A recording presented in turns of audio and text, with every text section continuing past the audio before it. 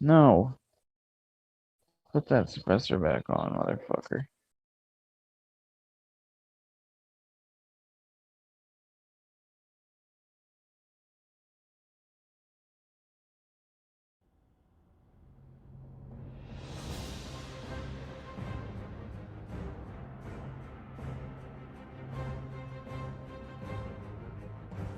Did you know that one of the DLCs for this game is Terminators? Like, and you can go into the world parameters and like turn the shit on without actually playing the DLC. So I could just have like a bunch of Terminators running around the world, fucking hunting me down. Breakpoint.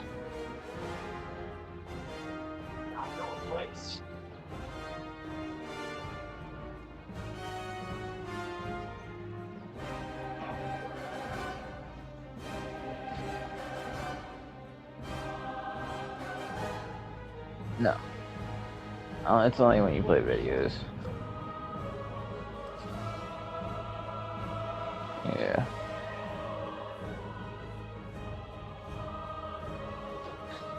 How do I get you to stay? Oh, there we go. Oh shit, fuck.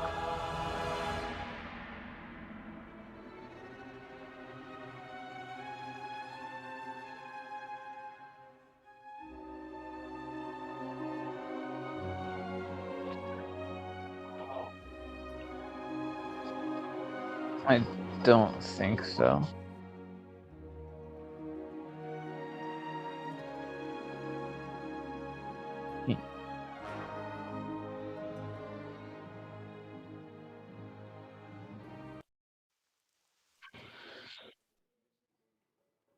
All right, give me like 2 minutes, and I'll look at it.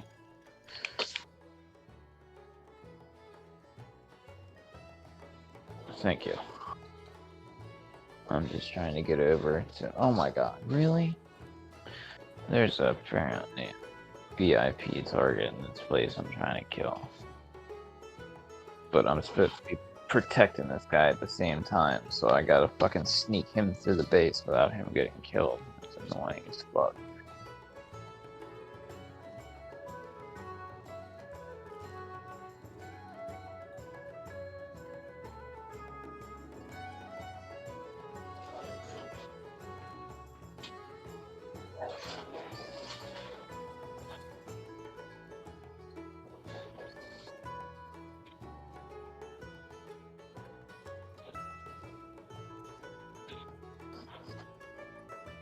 Yeah.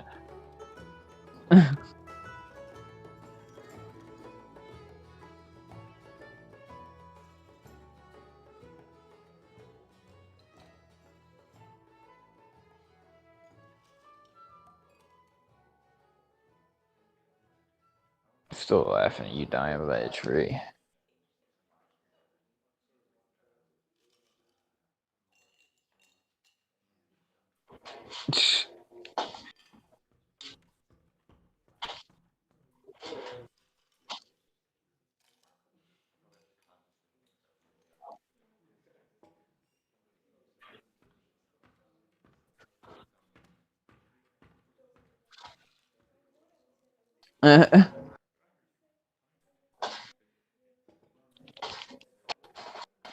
Where the fuck did you come from?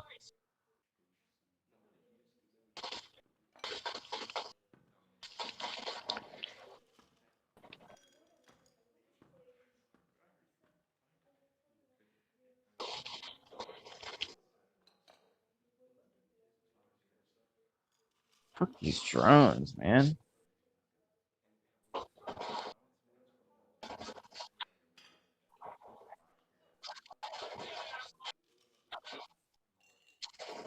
Gotcha.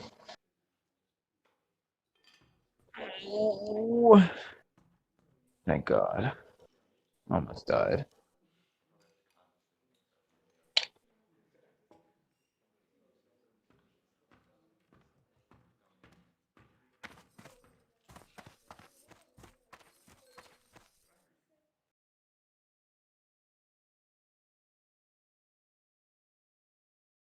Where in the video is it?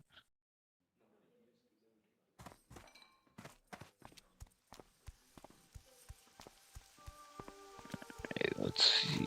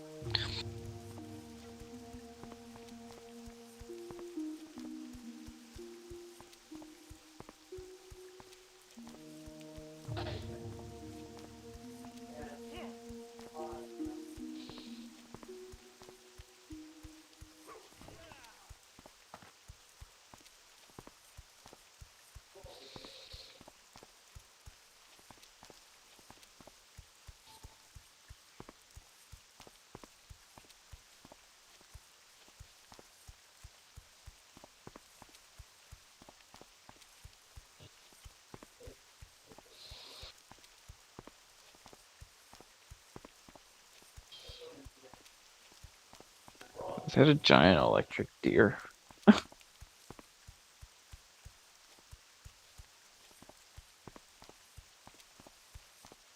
Uh-huh.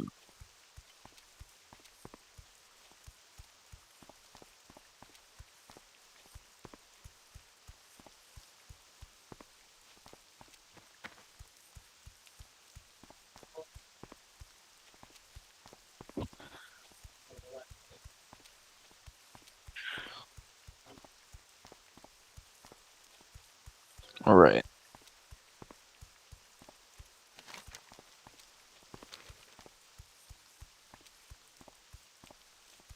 Uh-huh.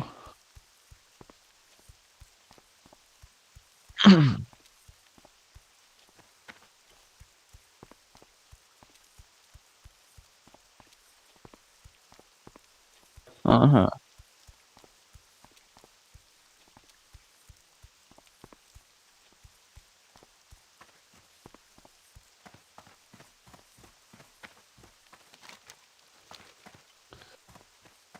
Oh my god.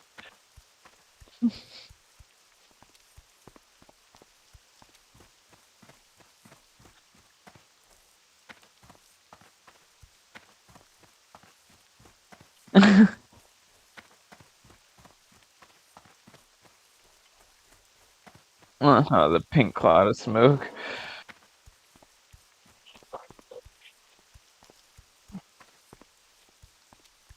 All right.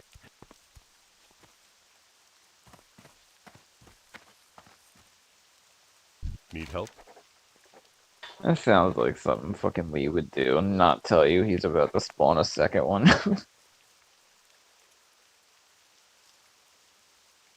Go with honor, friend.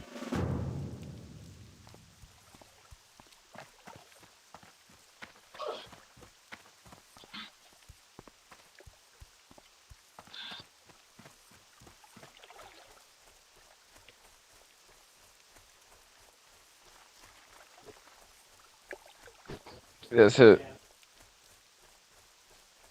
Oh my god, why is it? I can't even see. Like, I pulled up your stream and it's, or not your stream, on the fucking Discord, and it won't render. It's, here, I'll take a fucking screenshot of what it looks like.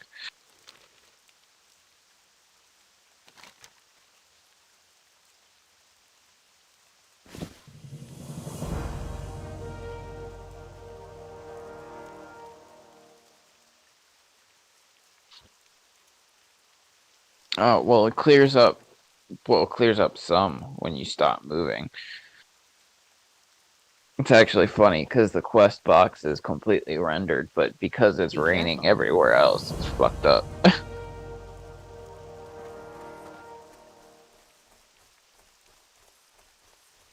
Yeah, there it goes. Anytime you move, it looks like this.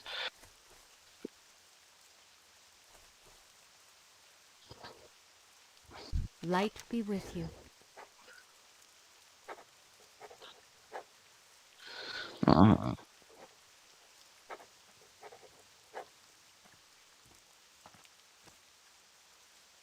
What? More work?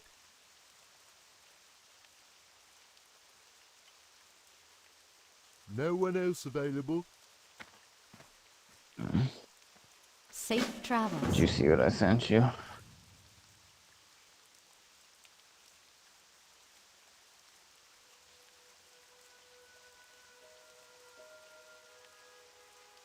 Alright.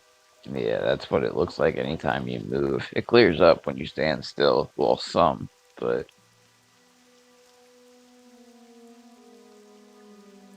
Uh-huh. And then when you're sitting there looking at a quest, the quest box will be rendered, but everything else isn't. The back door. She wants us to close the back door. Yeah. You're on the pure security team. Yeah, your map, your health, and the fucking bar at the bottom look perfectly fine. Reached us to make her work. To make her do what she wants her to think what she wants him to think. Even just to get a confession. I've known people impressed by her soul skills. Ouch.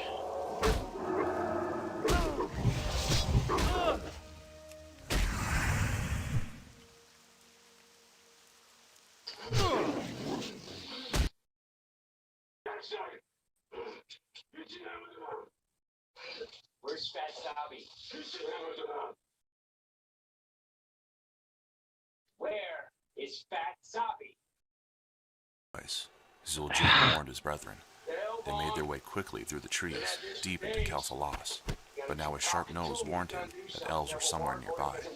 Accordingly, he slowed, setting each foot carefully on the branch he trod, axes held tightly in his hands to avoid any chance of their rattling as he moved. He did not want the elves to know they were here, not yet. All around him, the other Amani trolls crept just as quietly, weapons at the ready. Most of them wore big grins, revealing their triangular teeth, and Zul'jin understood completely. They were within the elves' own homeland, preparing to attack them in the one place they assumed themselves safe. Ow. He could almost taste the anticipation.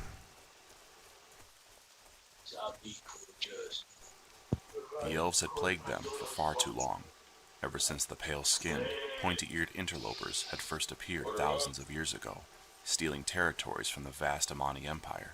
They had claimed mastery of the land's forests, as if they could match a troll for speed, stealth, and dexterity. But the elves had several strong advantages. The greatest of this had been their accursed magic. The trolls had never encountered such magic before, and had not had a way to counter the elves' mystical attacks or breach their arcane defenses. Fortunately, the trolls had significantly outnumbered them, and could overwhelm the hated elves by sheer numbers. And then the elves had allied with the humans. Together, the two pale races had shattered the Amani Empire. They had laid waste to troll fortresses, and slaughtered thousands of his ancestors. Zul'jin snarled at the thought, the sound fortunately absorbed by his thick scarf. Before the war, his people had been numerous and powerful, and had controlled much of the land. Afterward, they had been scattered, a shadow of their former selves, and never possessed the sheer numbers to reclaim their stolen heritage, until now. The Horde had promised them vengeance, and Zul'jin believed them. The Orc leader, Doomhammer, had honor about him, the honor of a strong leader, secure in his own power. He would not play Zul'jin false, and he had vowed to help him restore the Amani Empire. Already, Zul'jin had started that task. He was the first forest troll since those terrible wars to reunite the tribes. One by one, he had challenged the other tribe leaders and defeated them, whether at combat, or racing, or at some other task. And all had bowed before him, pledging themselves and their tribes to his rule. The forest trolls were a single people once more, and with the Horde's help, they would wipe the world clean of humans and elves alike, and rule the forests once more. The orcs showed no interest in trees, and Zul'jin suspected they would occupy the valleys and plains of the world. Let them. All he wanted was the woods. But first, they had to take them from the elves, and that would be a pleasure. Even now his nose twitched, warning him that they were close. Zul'jin halted, raising one hand to signal a stop, and felt more than heard his brethren as well. He peered down at the leaves, his sharp eyes piercing the gloom easily, and waited. But there, a flicker of movement appeared below, something passing to his range of vision on the forest floor. Whatever it was cloaked in browns and greens like the trees, but he caught a glimpse of a paler color beneath, and it made no sound as it stepped, walking across leaves and brush as if they were smooth stone. An elf. Another emerged behind the first, and then a third, and then a fourth. Soon, a full hunting party was passing below, 10 in all, and they did not look up. Secure in their own forest, it did not occur to the elves to be wary. Zul'jin grinned. This would be easier than he had thought. Signaling to his kin, he returned his axes to their sheaths and dropped quietly to a lower branch, and swung from that one down to a third. Now, he was less than 20 feet above the elves, and could see them clearly, their cloaks streaming behind them. They carried the accursed bows and arrows of their kind, slung across their backs, but their hands were empty. They did not suspect what lurked above them. Zul'jin dropped down from the trees, drawing his axes as he moved. He landed easily on the balls of his feet, right between two elves, and slashed at both before they could react. His first blow took the one facing him in the throat, while the second blow bit deep into the skull of the one before him. Both fell, blood spraying on the leaves. The other elves turned, shouting in surprise, and reached for their own weapons. But now, Zul'jin's brethren fell upon them, axes and daggers and clubs at the ready. The elves twisted and dodged, desperate to get enough space to draw their swords or string their bow.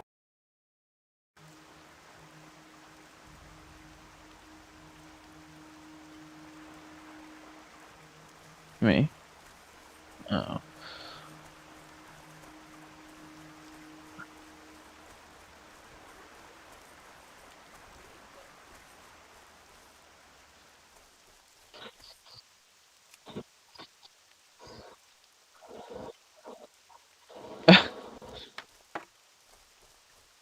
Yeah, I was gonna say, we're not the kind of people you want to wait for when it comes to eating. Tell her I said hi.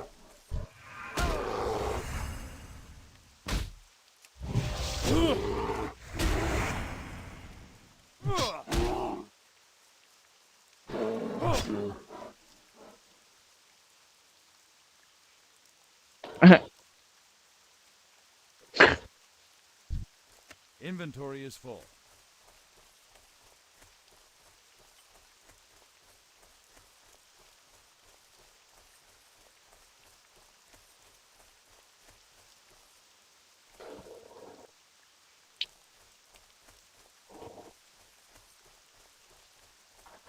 What do you have her do shit for you in Valhalla?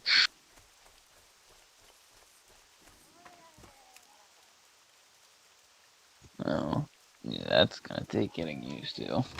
Not being able to use triangle at all.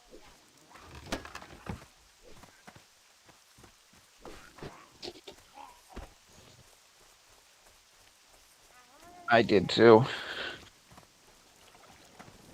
Uh-huh. I was gonna say triangle, yeah. That's what I was saying, cause wasn't it like R1 or R2 or something like that?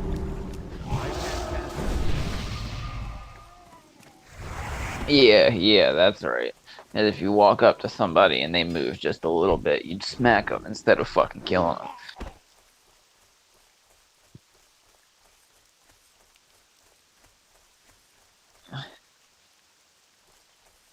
Yeah, I'm glad that you told me that going in, because that was the first thing I did before I even actually started playing. I changed it.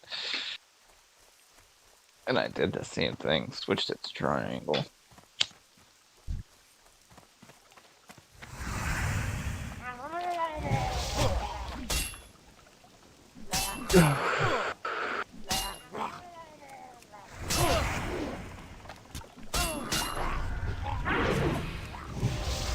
I don't have a target.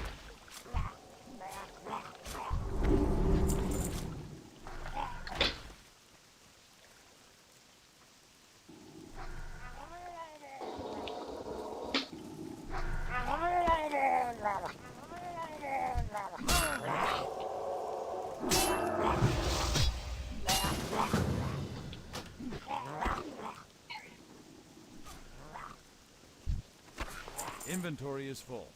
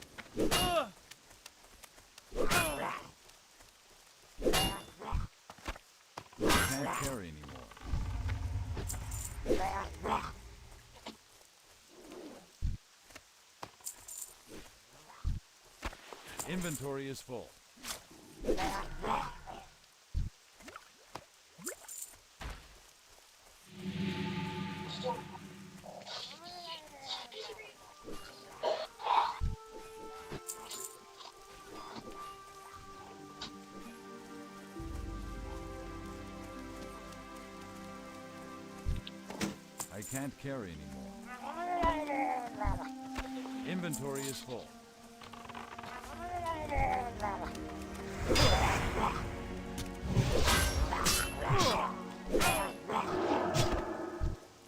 I can't carry anymore. Inventory is full. I can't carry anymore. Inventory is full. I can't carry anymore.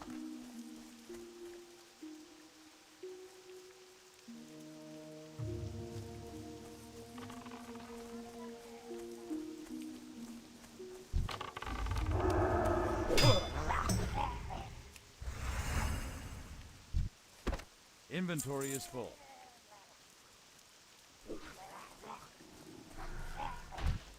I can't carry anymore. Inventory is full.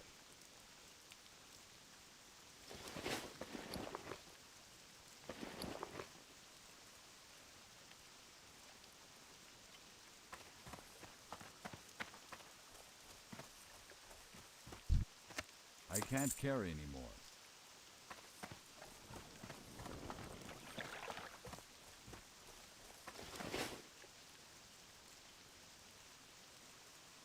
Hell no, you're not getting away, motherfucker.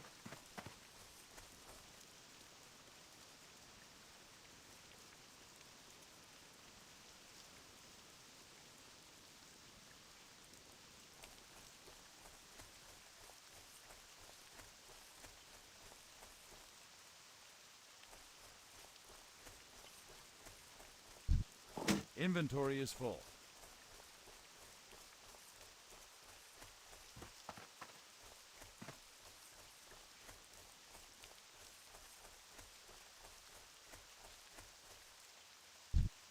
I can't carry anymore.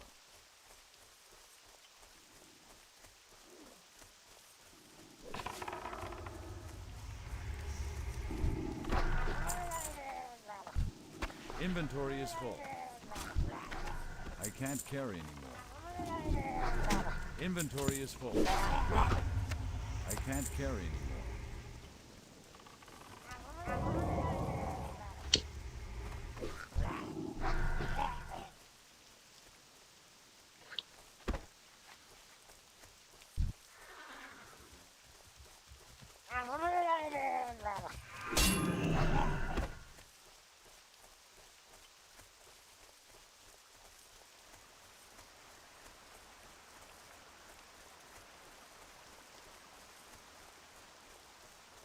There we go. Fuck. Chasing this motherfucker in a helicopter who tried to run for like 5 minutes and finally shot him down.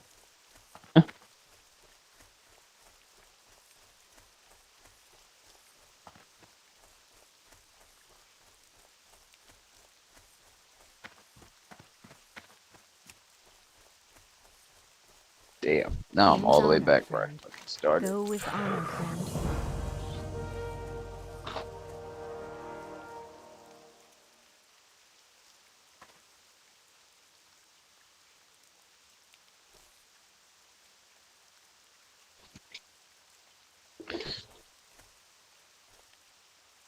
This is fucking stupid. It doesn't open up the map, like, show up like you've been to an area when you fly over it in a helicopter. It's still blacked out like I've never been there.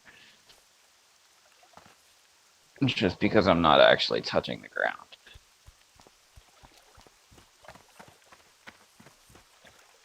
So when I fly to a new area, I have none of the fast travel points or anything like that. Unless I fly down and land on them.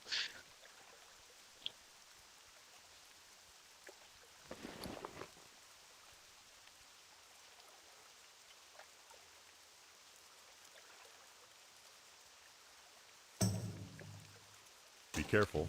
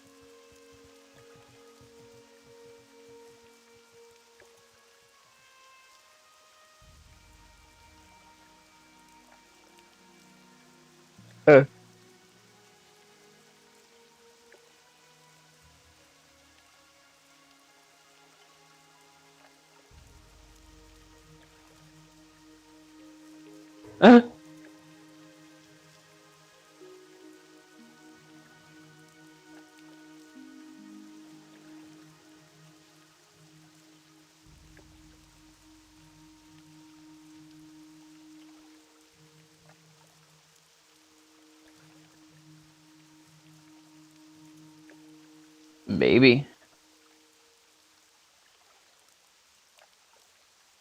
Mm-hmm.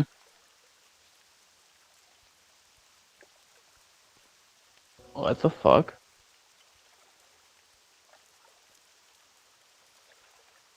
Did you ever go in and look at the controls to see if they were changed?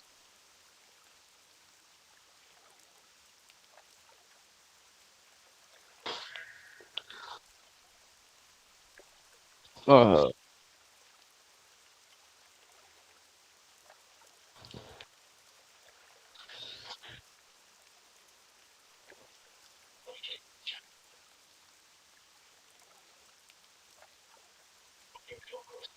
Uh,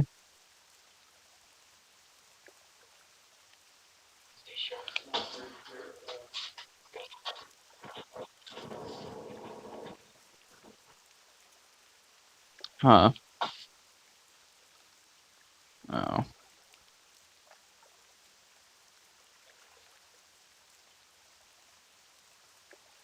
Uh,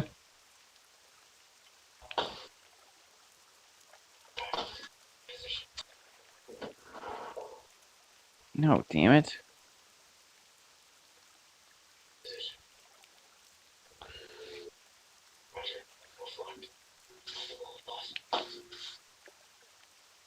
What? How the fuck is this? Thank you. How the fuck is that guy not dead? Just fucking domes him. Oh, he had a helmet on. Bitch.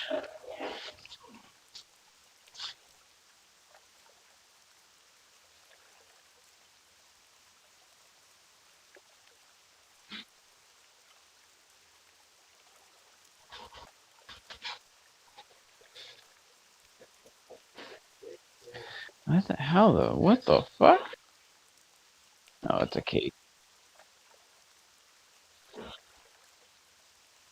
What the fuck? Wasn't that? Yeah, I was gonna say. Yeah,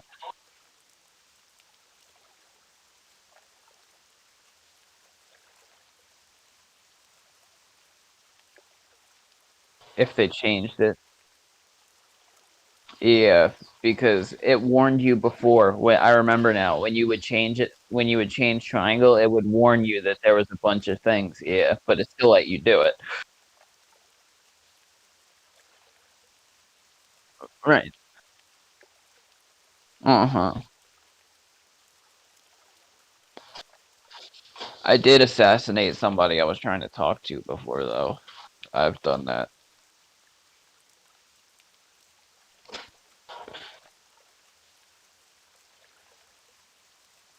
Well, that's different. They don't let you do it anymore? What the fuck? That's fucking stupid.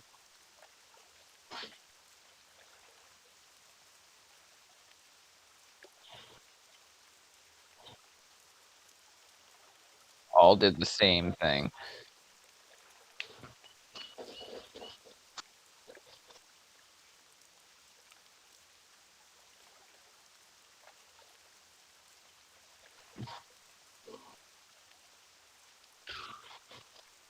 Oh, speaking of, for when you fucking wind up wandering up on it, because I'm sure you're going to, in Biomutant, there are old world gadgets that, you know how when you're a certain distance from things, it pops up with that little circle that shows you like where old world gadgets and shit like that are? In Biomutant, when you get close to something, but you're still a little bit of ways from it, it'll pop up with that little white circle over like old world gadgets and shit. Yeah, there will be old world gadgets that'll pop up on, and when you walk up to it, you can't interact with it. You need a fucking side quest to even be able to interact with them, and it just won't let you do anything until then.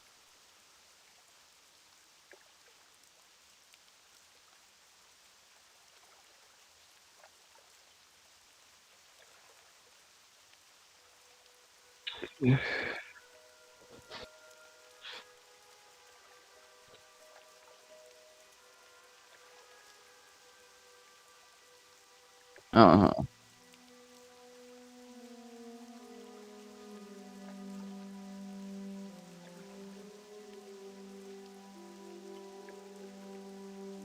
Uh,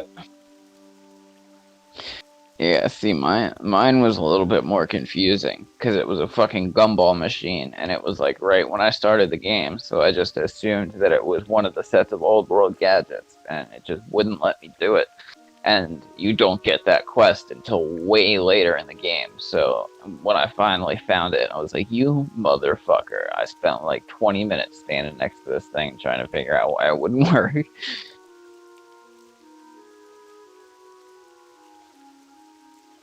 Uh-huh.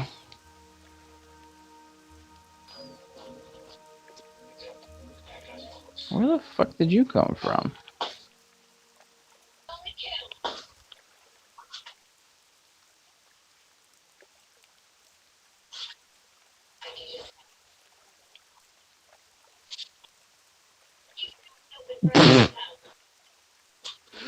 Never mind.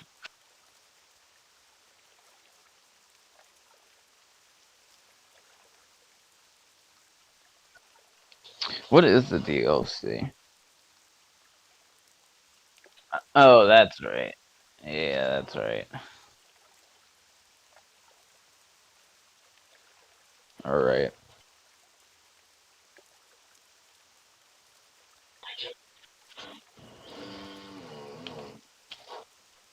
Oh, so it's supposed to be like happening simultaneously, like alongside everything else.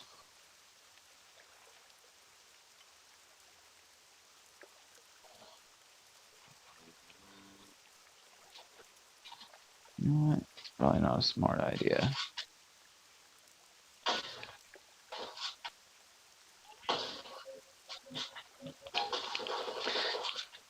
Bitch!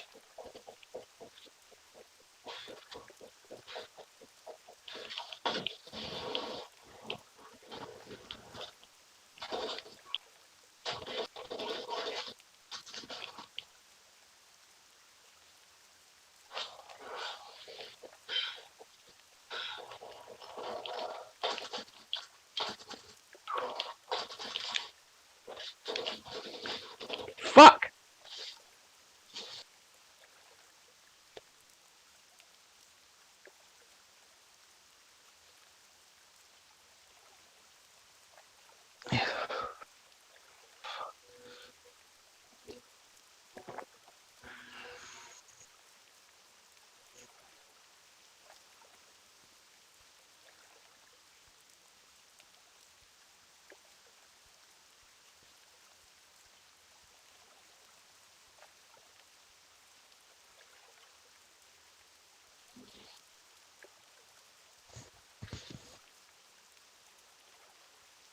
I need a vehicle, motherfuckers.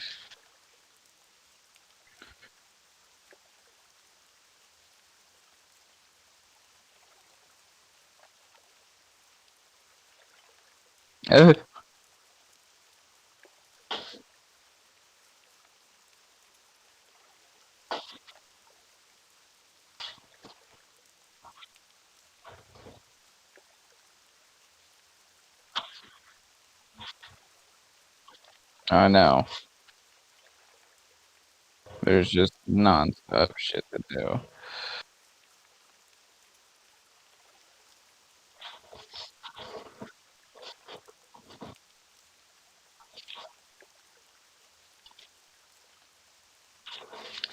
Alright.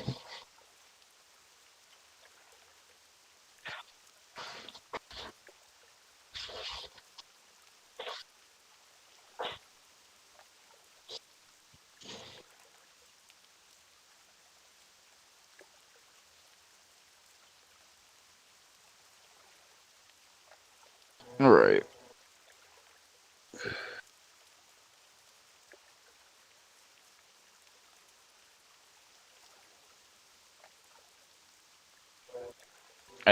I don't even know if I still have it downloaded.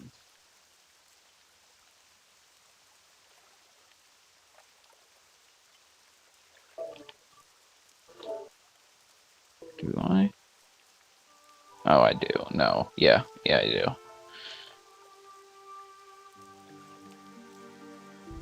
I don't even know how far I am from the end.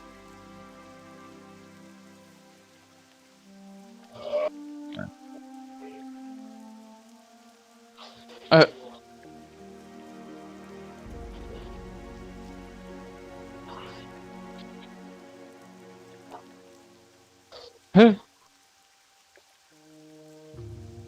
I know I'm finished with the Asgard shit.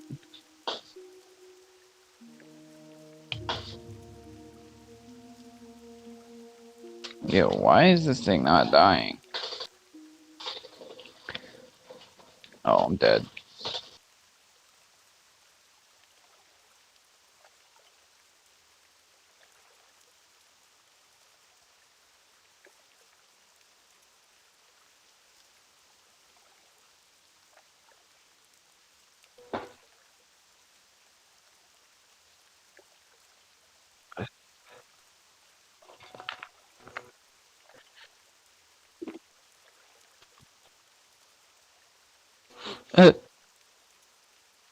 Yeah, we wouldn't have realized that otherwise.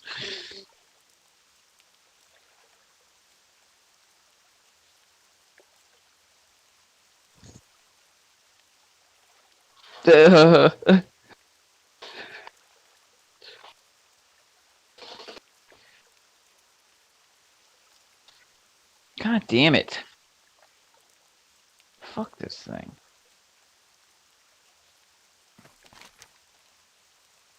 Should have just used this from the start.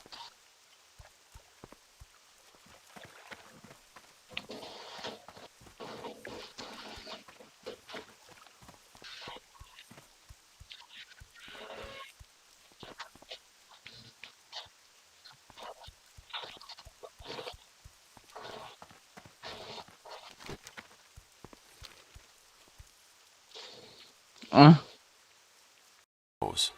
But the trolls did not give them the chance. The elves were quick, but the trolls were taller and yeah, stronger, that's and excessive grabbed the even for rangers before me. they could get away. One elf did manage to twist free. He took 2 quick steps away and turned, using a tree for cover. Zul'jin expected the elf to go for his bow, but instead his hands fell to a long horn hanging from his belt. The ranger lifted the horn to his lips and blew a mighty blast, but it was cut short as one of the other trolls stabbed the elf in the stomach, What? and the blast turned to a faint wheeze as the ranger collapsed, blood spilling from his mouth as well as his gut.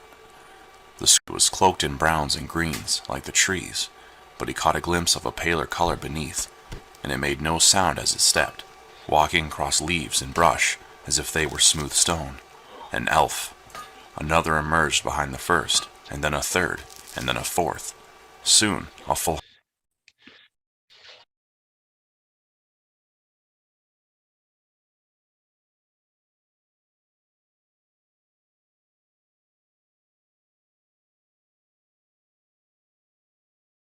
Oh yeah, no, I know what the old Warcraft games are like.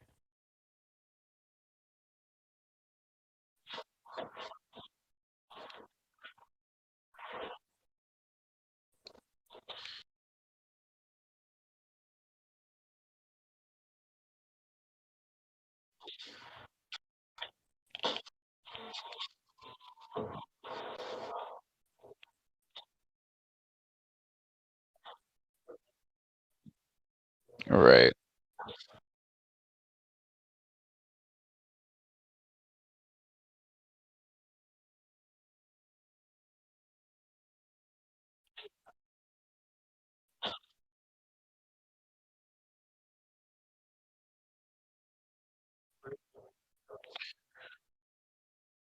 right. Well, that's pretty cool.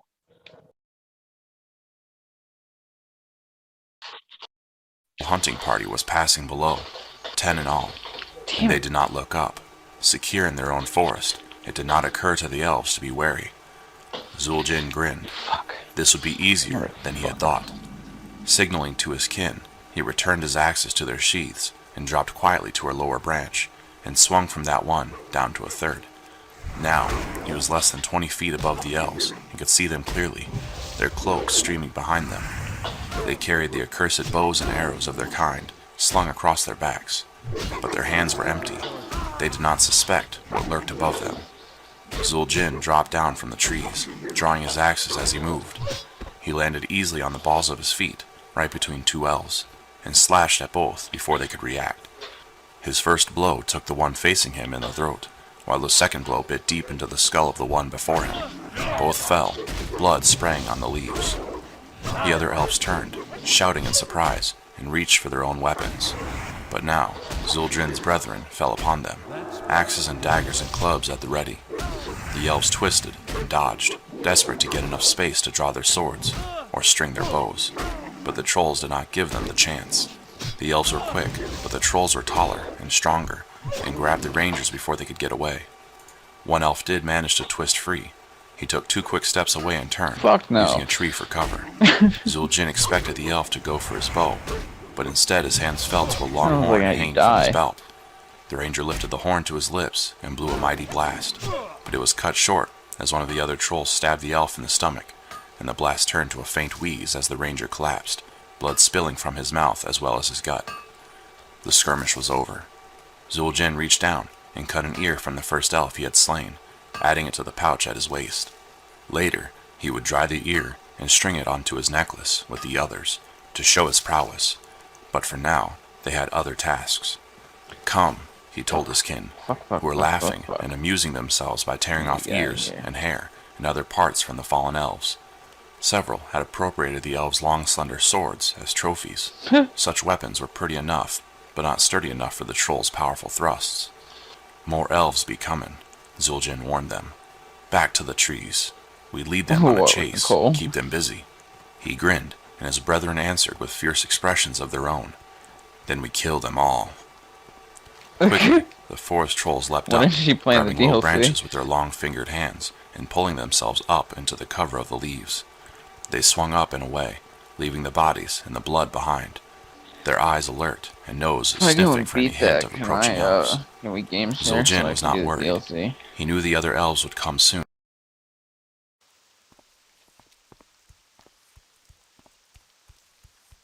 I don't know. I don't think so. Why?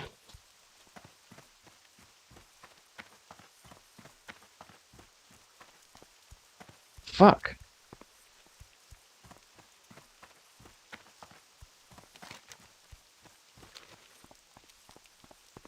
Okay.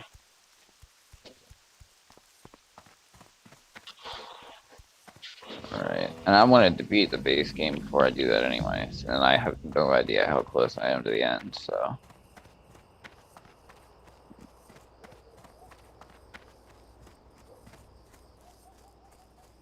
No, I know. I just wanted to beat the game before I do that anyway. It was kind of like a deal so that you can talk about the ending and then let me use your account to play the DLC. Like, I'll beat it first and then do the DLC.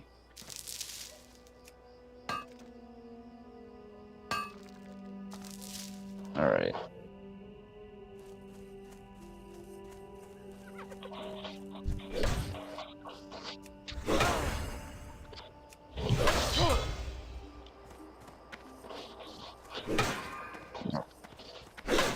Alright.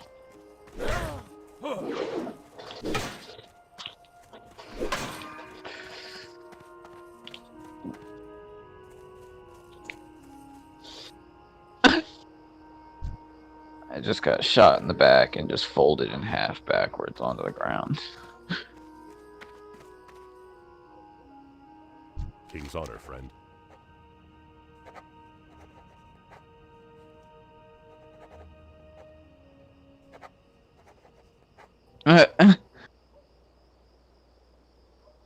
Uh-huh. I'm taking over.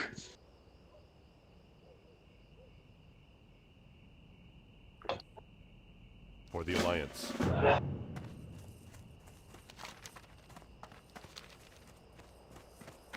Yeah, but I'll probably finish what I'm doing here and then hop on and see where the fuck I am in Valhalla.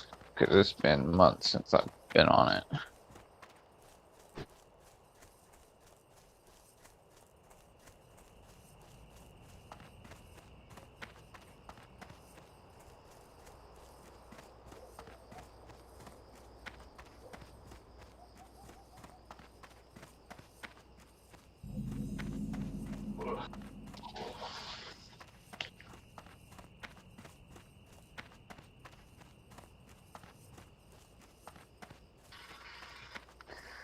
There is nothing nearby me. You gotta be fucking kidding me.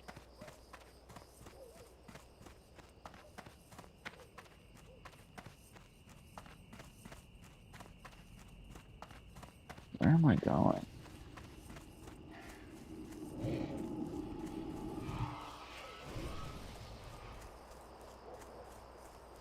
Alright. Light be with you.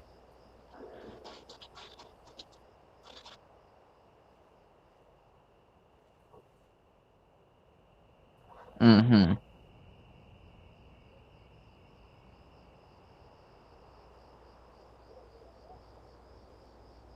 Alright.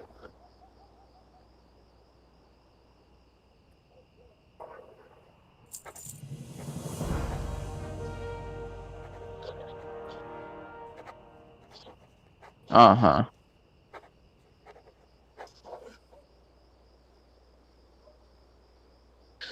Yeah. I feel like that's what Siege of Paris is gonna wind up being.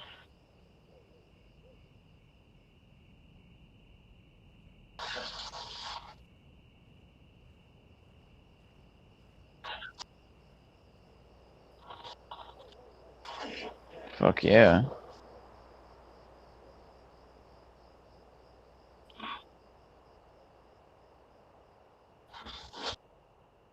Light bless you.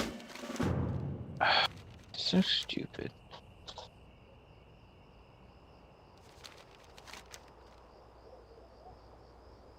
Instead of just giving you fucking 2 item wheels to switch with, they give you one and you have to keep going into the fucking menu and switching shit out.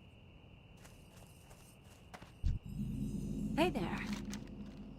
Could have just done what Far Cry did. Give you 2 Farewell. fucking item wheels. A million times easier that way.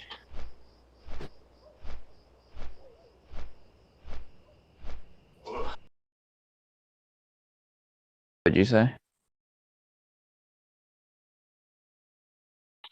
Okay.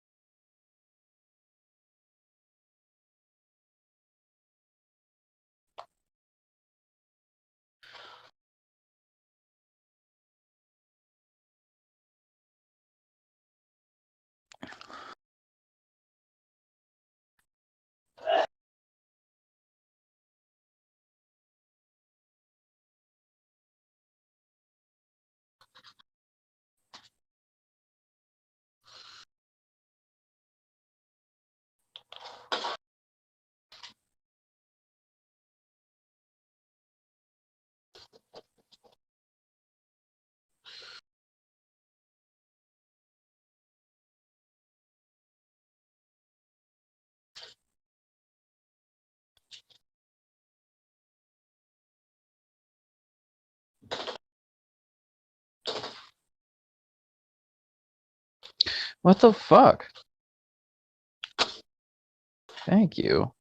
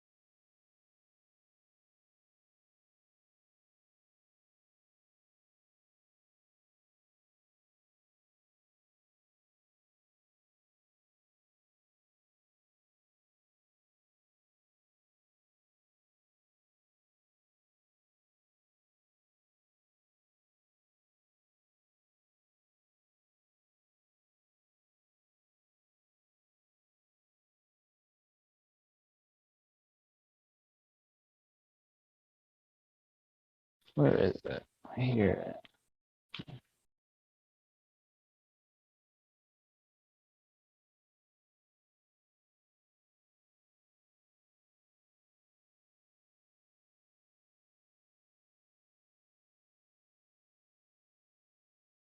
Fucking pillbox for garden at each fucking door.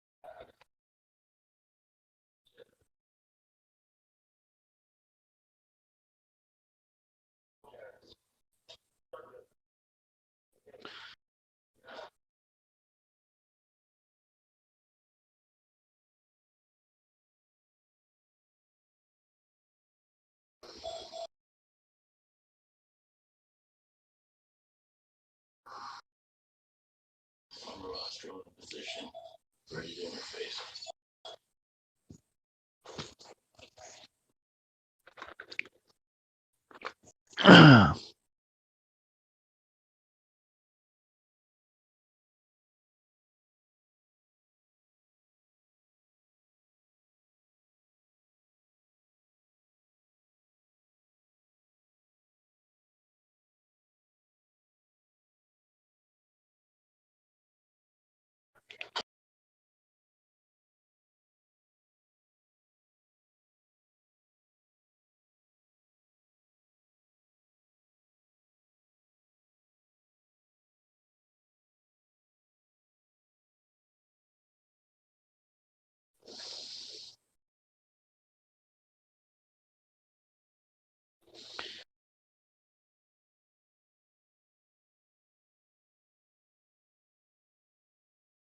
Extreme, sadistic.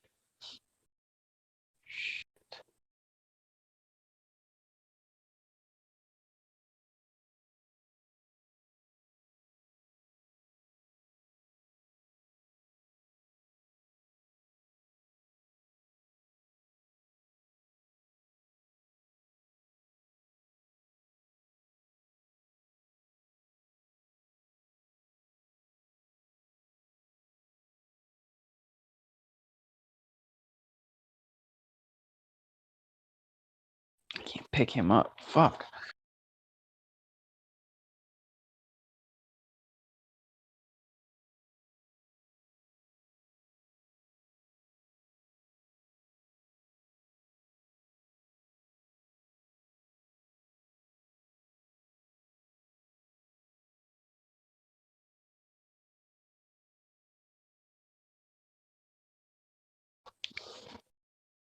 Fuck, shit.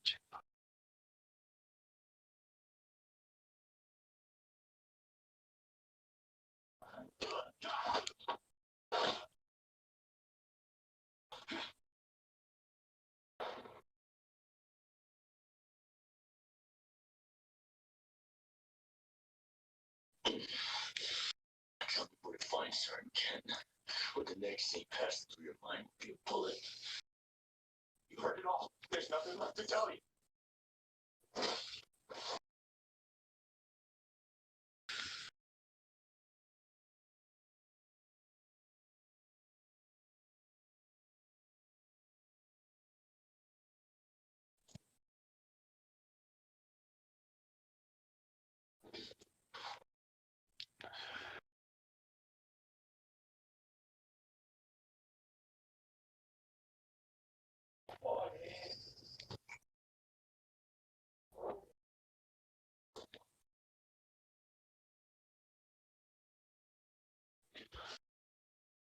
Every piece.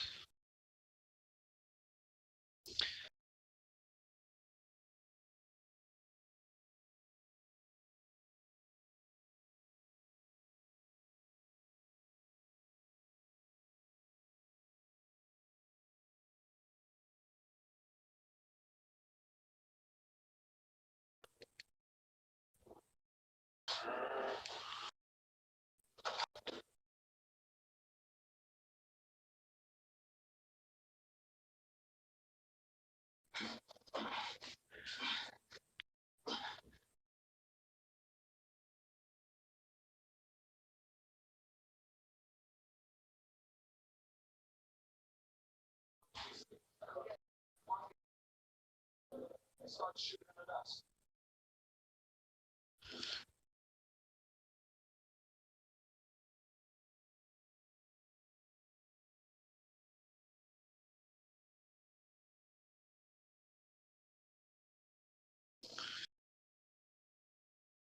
This is bullshit. No one's out here.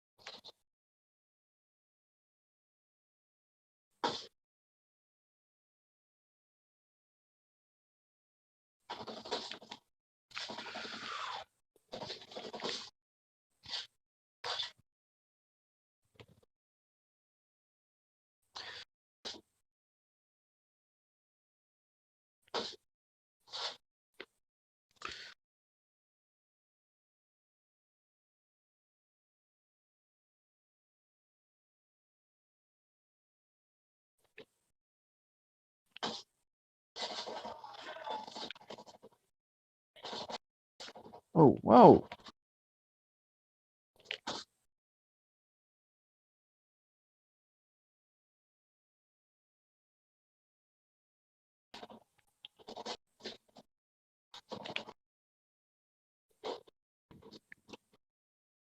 What the fuck?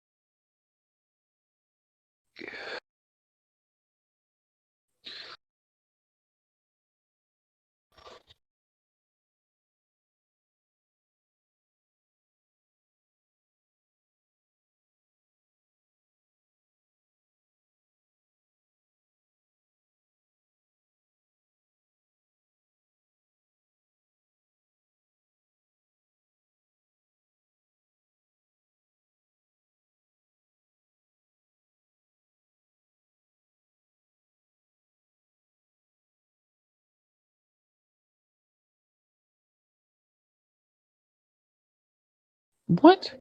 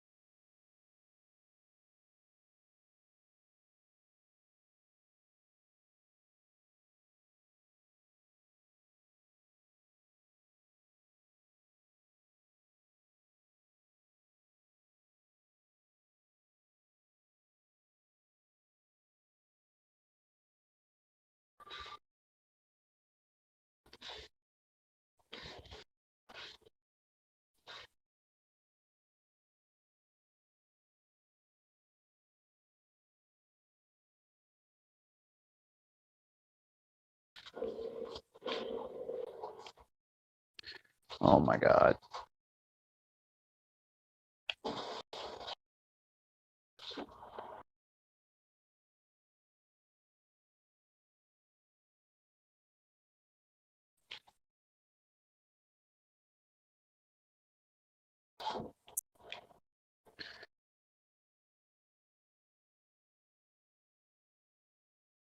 Oh fuck, no, no, no, no, no, no, no.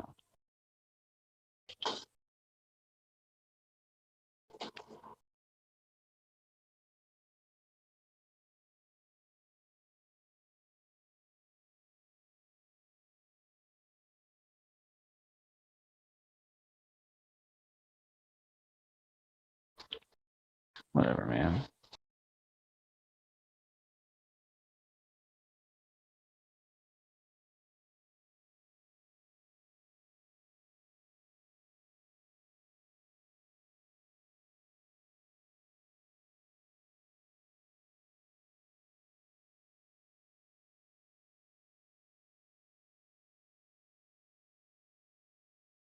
He's out of sight.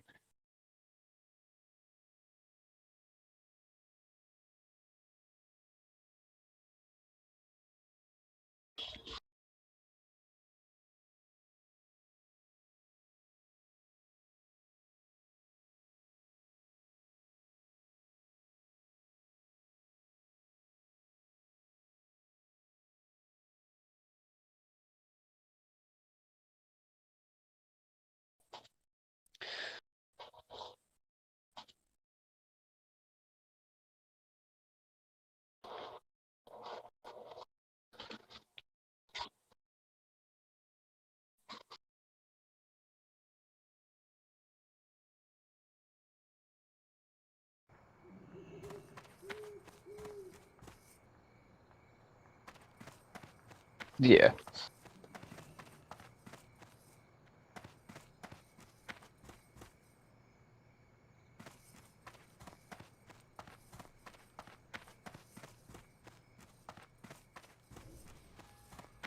Uh-huh. The fuck? Is it gas or electric?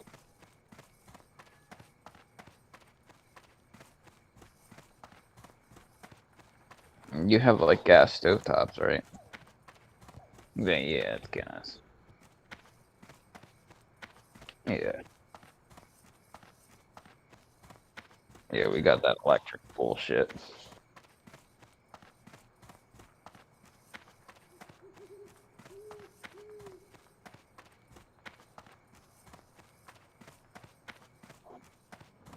Oh my god.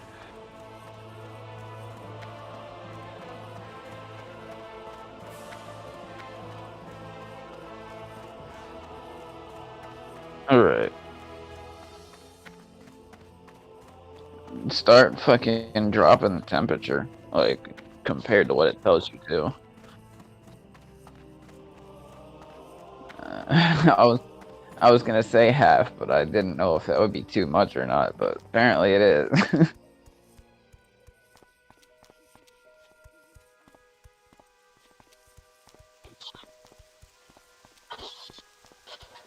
Put that bitch on 100 degrees and it'll fucking overcook it.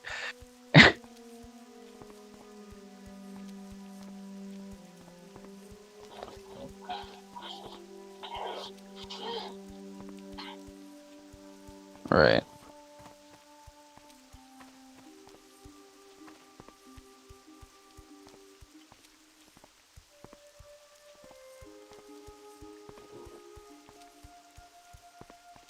I was just gonna say that. I was just about to say that. Start fucking preheating your shit. Taking it out when the preheat timer's done.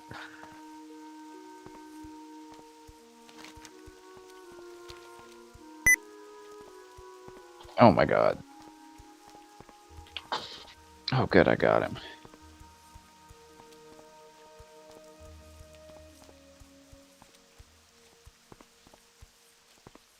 Hate seeing that little fucking yellow exclamation point pop up over their head. I just straight miss.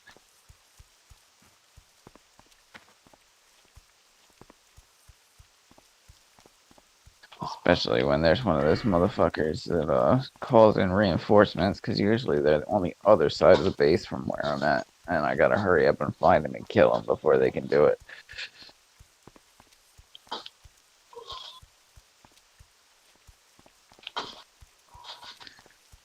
Keep looking. We'll find him. I don't think you will.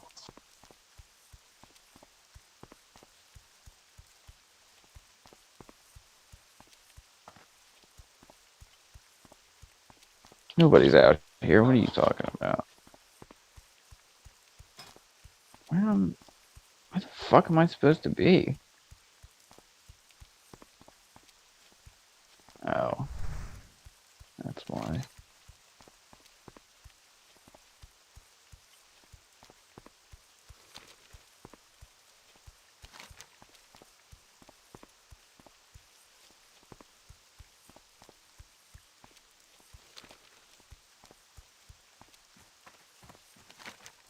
Does that mean I can leave now? Yes.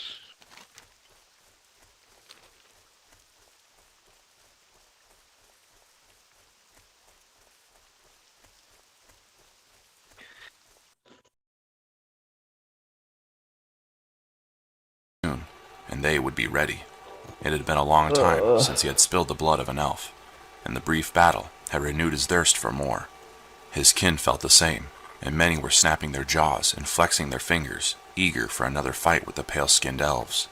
Soon, Zul'jin assured himself quietly, soon they would have a chance to kill as many elves as they wanted. The forest would run red with blood, and the elves would know the fall of their own empire, just as the trolls had felt theirs die so long ago. And he, Zul'jin, would be responsible. He would hold the Elf King's head high so it could see its people's death, just before he devoured it whole. Because it's a different account, could it hardly- wants me to put in his fucking card info to be able to go on the PlayStation Store and download it. It only does it for the DLC.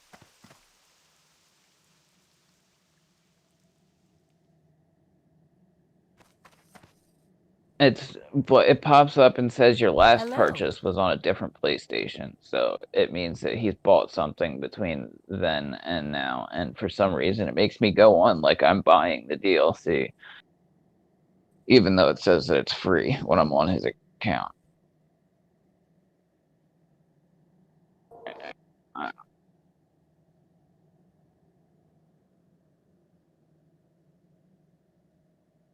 Yeah, I don't know why it's like that.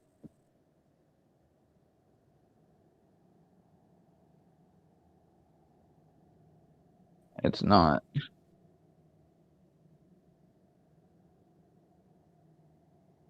Right, yeah, and I went and looked.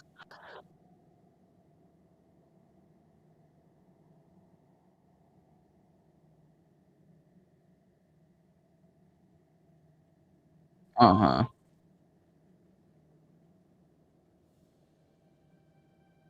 Right,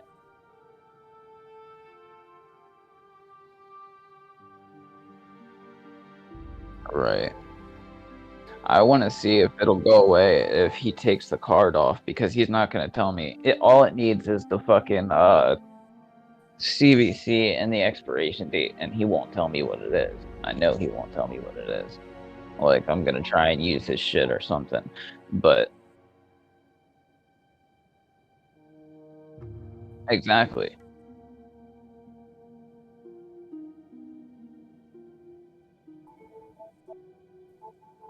All right.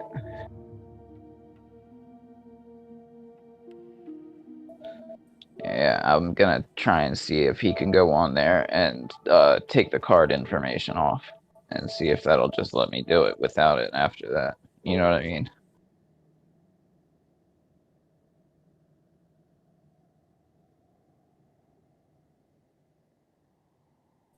As soon as I started it, there's a fucking update. Safe travels. Yeah. I guess.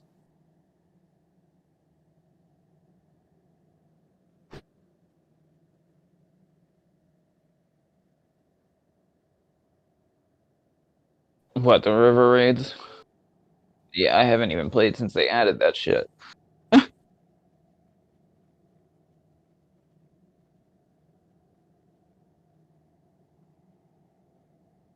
Uh-huh.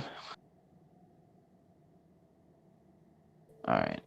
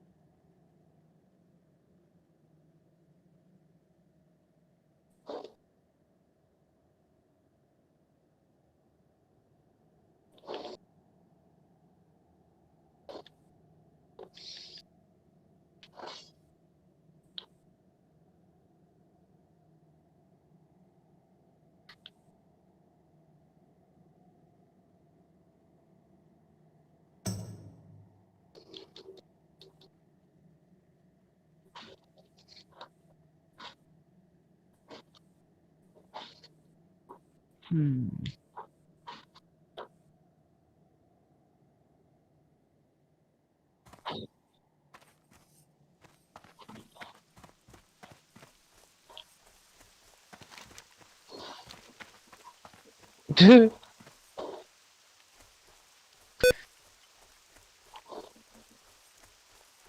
That's right. I forgot to run around with a fucking greatsword in one hand and a hammer in the other.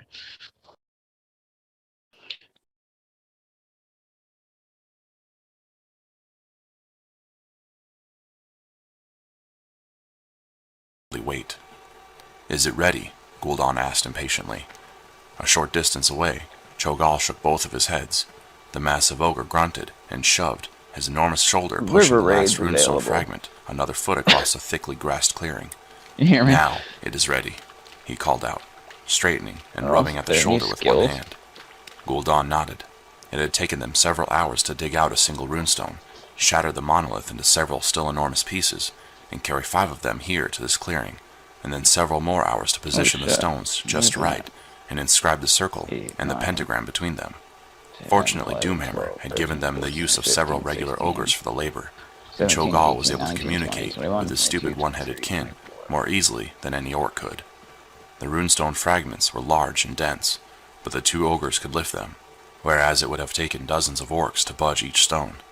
Gul'dan wondered idly how the elves had gotten the original unbroken stones to their locations in the first place. Most likely magic, or perhaps they had used slave labor as well.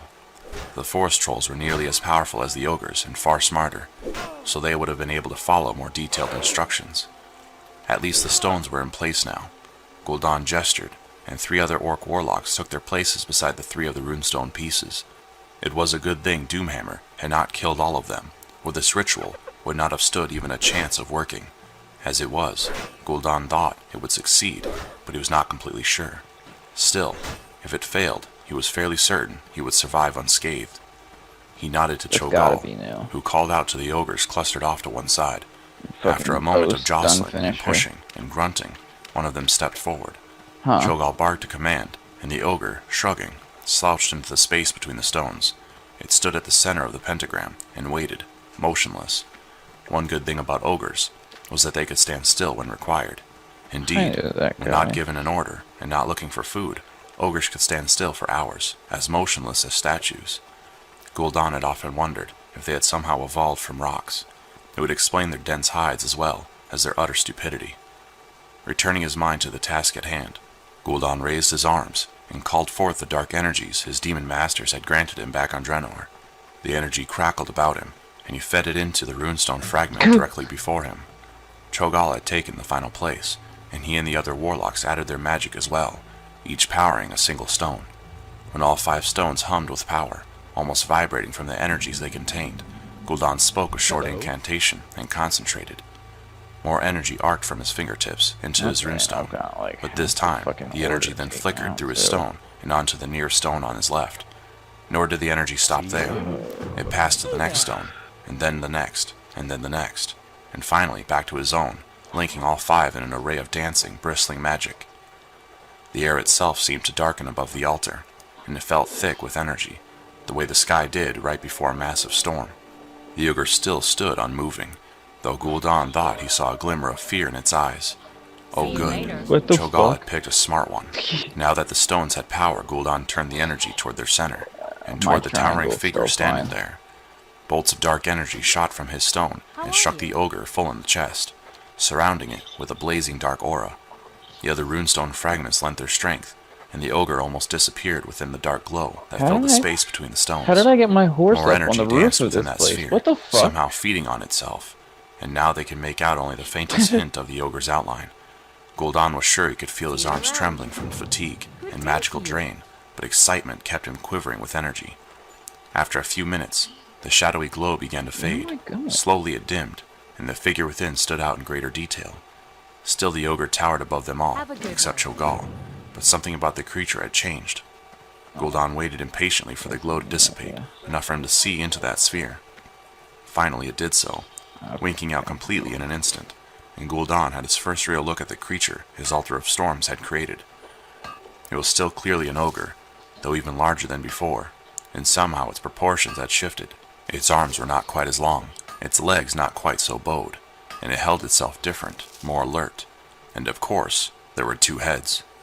Back on Draenor, 2-headed ogres were incredibly rare. They were bigger and stronger than their kin, and more coordinated. They were venerated, and Cho'Gall was the first seen in generations. Even more rare, he had proven intelligent enough to become a mage. Gul'dan had found the 2-headed ogre when he was still young, and had trained him carefully. Cho'Gall had proven a valuable assistant and a powerful warlock in his own right, and still remained with Gul'dan to this day. And now it seemed Cho'Gall was not alone. The new 2-headed ogre turned and stared at Gul'dan, somehow realizing he was in charge. "What am I?" it demanded. One head speaking, while the other looked around. Its language skill was far greater than a normal ogre's as well. "You are an ogre," Gul'dan replied. "Perhaps an ogre mage." An ogre mage, the new ogre's other head. When I approach Estrid, that is your time. I will fall soon. Huh.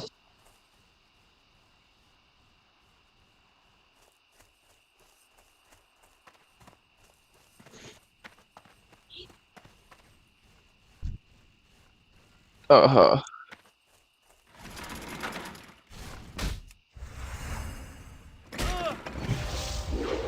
Uh.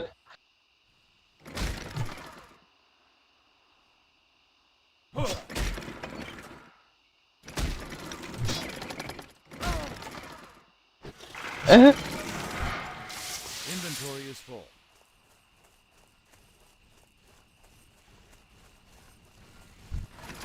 Really?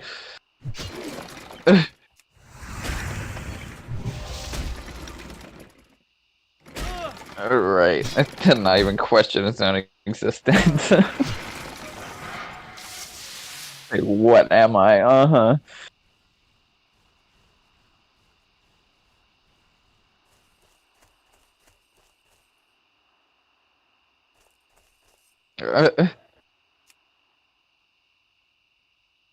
Don't they speak in like broken English? I can't carry anymore. I think they do. Uh-huh.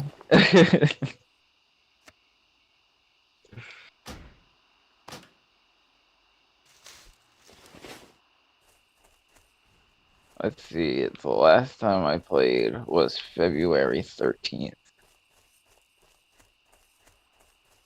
That's my last date.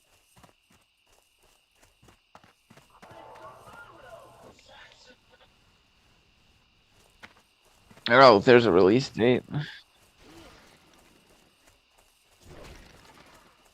I know, you sent it to me. I didn't realize that there was a release date on it, though, because I was watching it in the car on the way home from the city. It looks fucking awesome.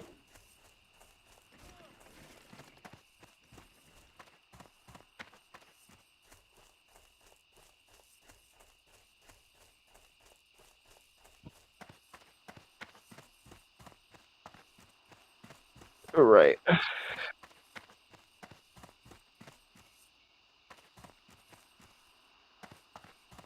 Uh-huh.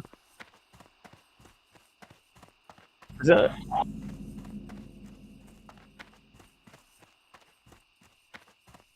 Right. Is it like open world? Okay, that's what I thought.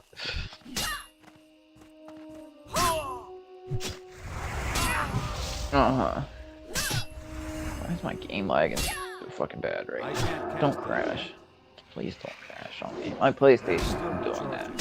It's been fucking crashing. Like, the system crashes. The game will stay up. But the whole thing will fucking freeze, and it'll sit there for 10 or 15 minutes. I can't do anything before it finally fixes itself and resets. That's still recharging. And I can't turn it off because my game is still fucking running.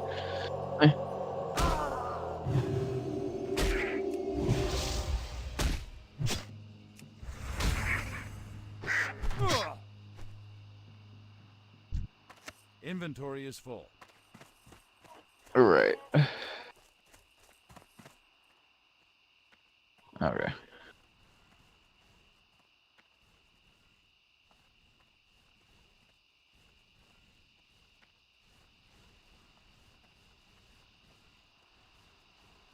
That's right, that's how I do that. Whoa.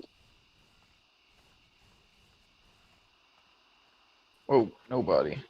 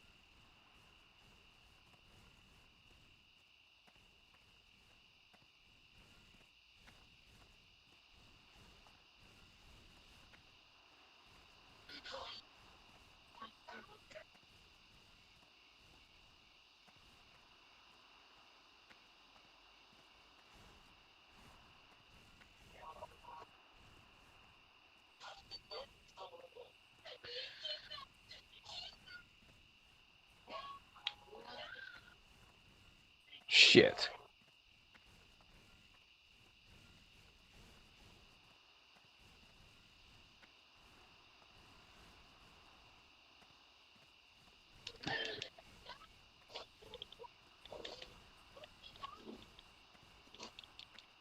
Oh my god.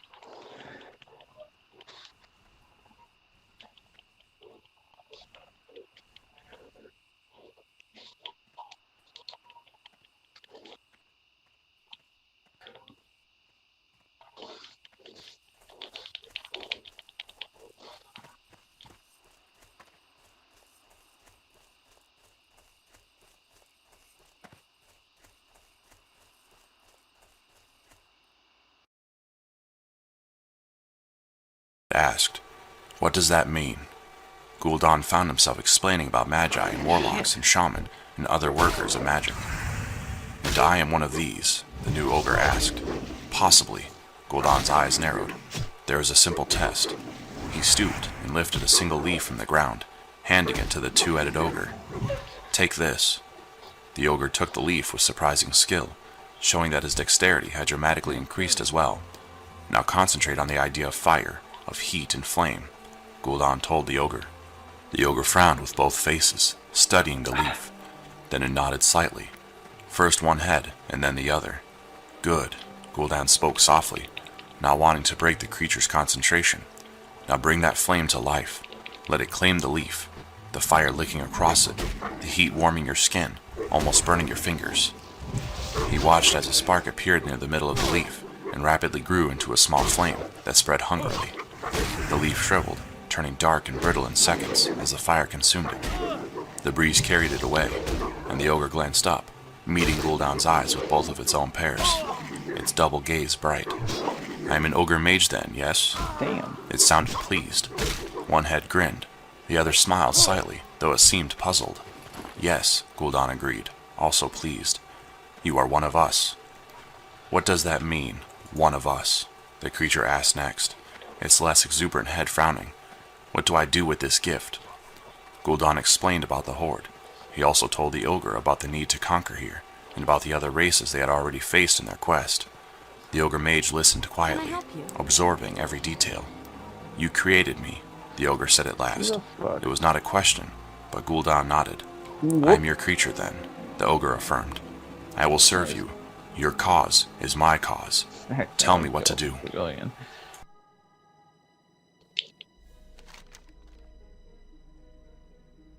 Technically, I killed a big Inside, group of civilians, Gul'dan but rejoiced. They all died It was at once. exactly as he had hoped. Okay. By shaping the two-headed ogre with his own magic, he had formed a bond between them. The creature was completely loyal. Outwardly, however, he was careful not to show too much glee. Instead, he simply gestured for Cho'Gall to approach. "This is Cho'Gall," Gul'dan explained. "He, like you, is a trusted assistant and an ogre mage. He will explain what we are doing here, and he will give you a name of your own." The new ogre bowed its heads. "Thank you, master," the more somber head said before the creature followed Cho'Gall away. Gul'dan knew his assistant would set the new ogre mage to work, powering the altar again, and with each use, it would gain another two-headed ogre. He knew he could not expect most of them to be ogre magi. Alright, That now was get too my much to hand hope shit for. again. But if even 1 in 10 possessed the I necessary definitely almost intelligence, died, like, he as would be soon able as I to got assemble into a second fucking altar combat. and power that one as well. Gul'dan chuckled. He would 'Cause I had transform no every idea ogre what in the horde to if do. Doomhammer did I not never stop knew him. about this. And why would he? As far as Doomhammer knew, he was getting bigger, stronger warriors. The war chief would never suspect that these new creatures were completely loyal to Gul'dan and not to him, and Gul'dan would make careful. sure his new servants did not reveal their well, true stop loyalties moving. too soon. Only when the time was right. Horse. And then Doomhammer would discover there was a new faction within the horde, one he could not so easily destroy or cast aside. Gul'dan laughed again and turned away. Cho'Gall would handle the rest of the process here, and he had other tasks to See oversee, you around. ones that would later lead to his finally claiming the power that lay waiting for him elsewhere. What can I do Chapter for you? 14. By Silver Moon, where are they? Ilaria raced through the forest, sword in hand, the leaves and branches whipping past her as a blur. The other rangers had fanned out to cover more ground, and Ilaria hoped they hadn't run into any orcs or trolls. She wanted those miserable green-skinned intruders for herself. Well met. Not for the first time since seeing the fires, she wished she'd never left home. Why had she decided that the Alliance needed her help? Weren't Anastaria and Sunstrider and the other council members far older and wiser than she was, and thus far better equipped to decide what aid they should offer the younger races? Then again, Anastarian had been convinced the Horde would never pose a threat to them here in Calthalos. That was why he had felt that the Alliance was not their concern, because they were safe from whatever was occurring in the outside world.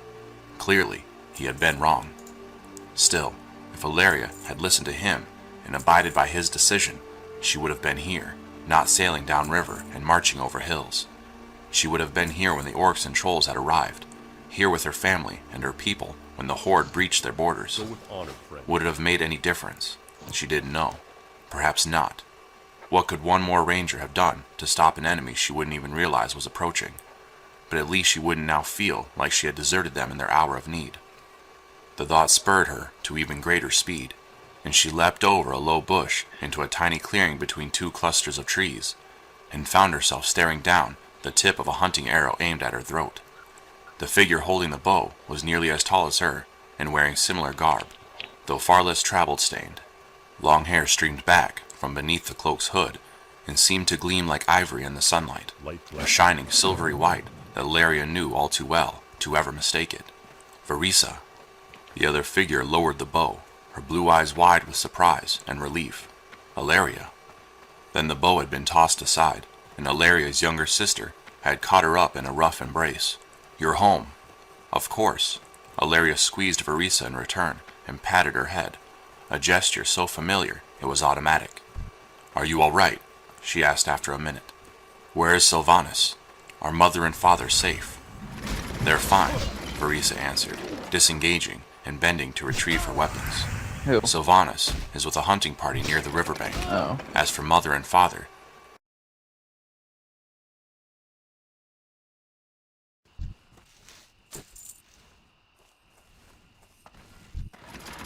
Uh-huh.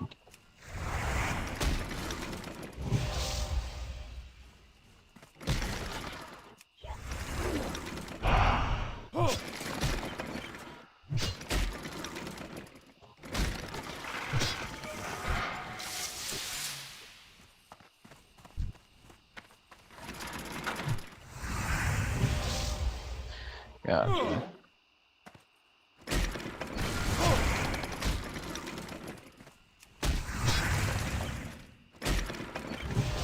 Uh-huh.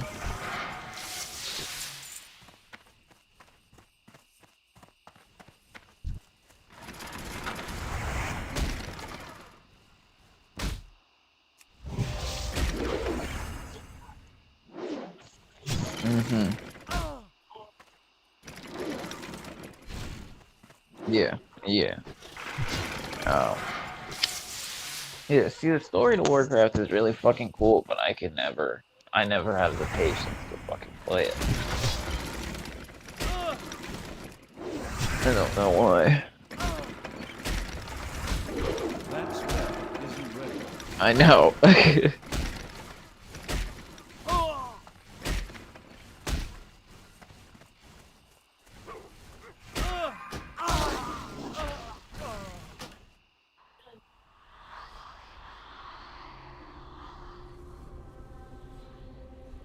Right. It takes so long to do anything, let alone get to the very fucking end of it.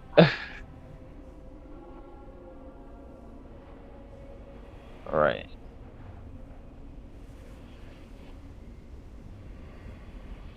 Alright, you're making no progress at all towards what you want to do.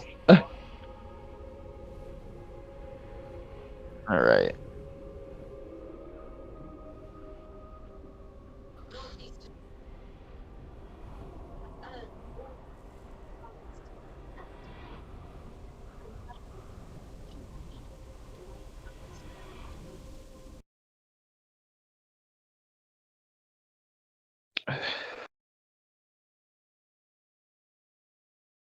I just helped this guy get his husband back.